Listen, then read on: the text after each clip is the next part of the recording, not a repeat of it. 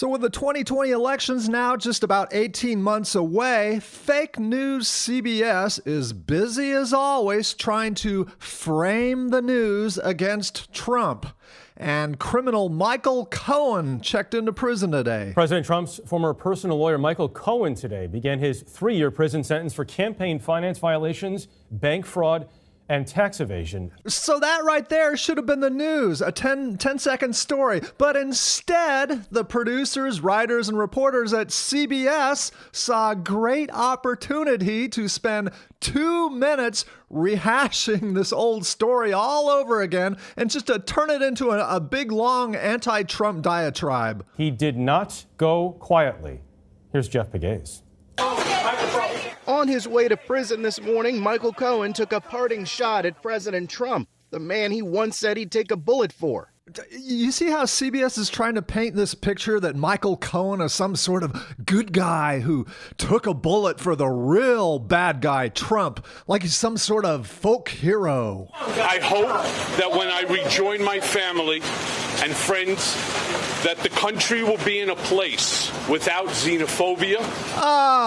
For Christ's sake. Yeah, just keep repeating the same DNC inflammatory lies that Trump is racist, sexist, xenophobic, that nobody should enforce immigration law, otherwise it's racist. Or if you call MS-13 animals, then shame on you. We're going to spin it and pretend that he was talking about all immigrants. I mean, just shut up. Injustice and lies at the helm of our country.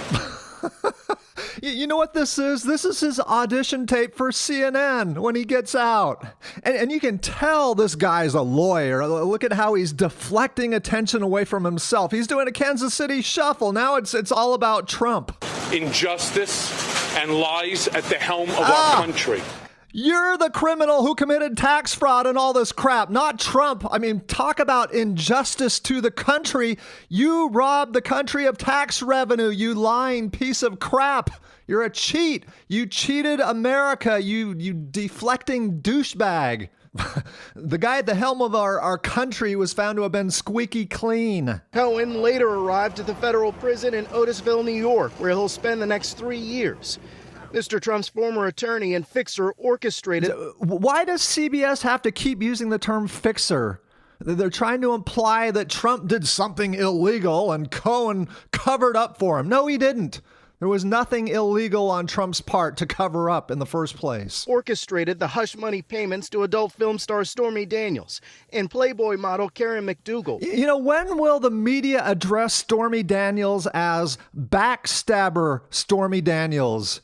This chick accepted $130,000 to be quiet about a claim that she had sex with Trump one time.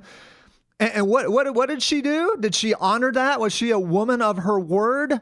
No, she's an opportunist, or better yet, a backstabbing hoe.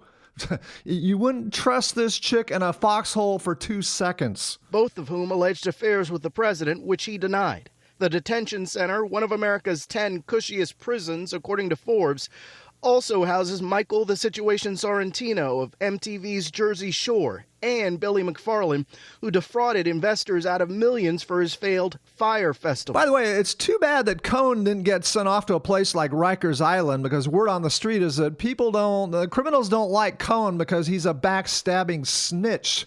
He turned on Trump. He is a racist. He is a con man. There we go. CBS piling on. Just keep repeating the lies and smear campaign.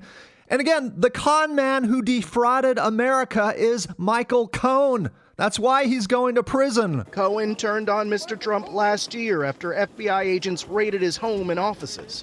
Bad lawyer. I had a bad lawyer.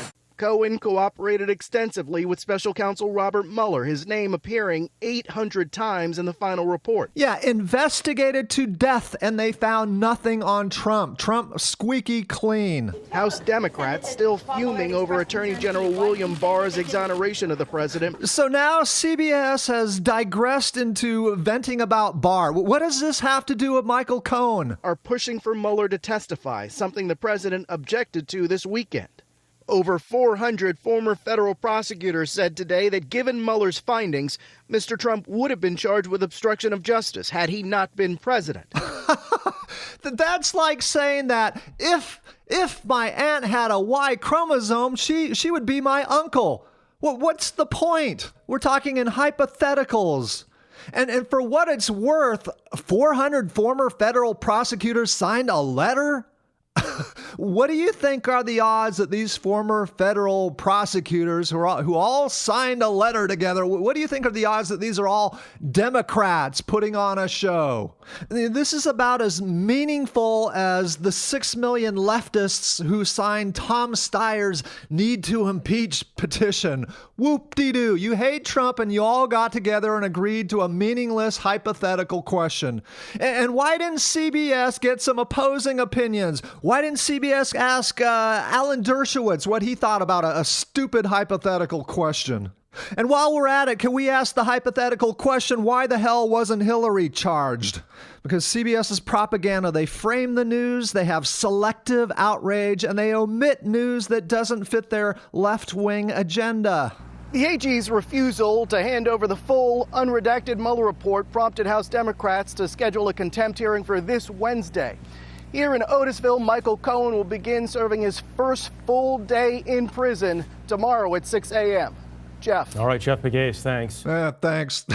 It's just amazing how CBS started out with a story about criminal Michael Cohen going to prison and just went off on a wild tangent attacking Trump.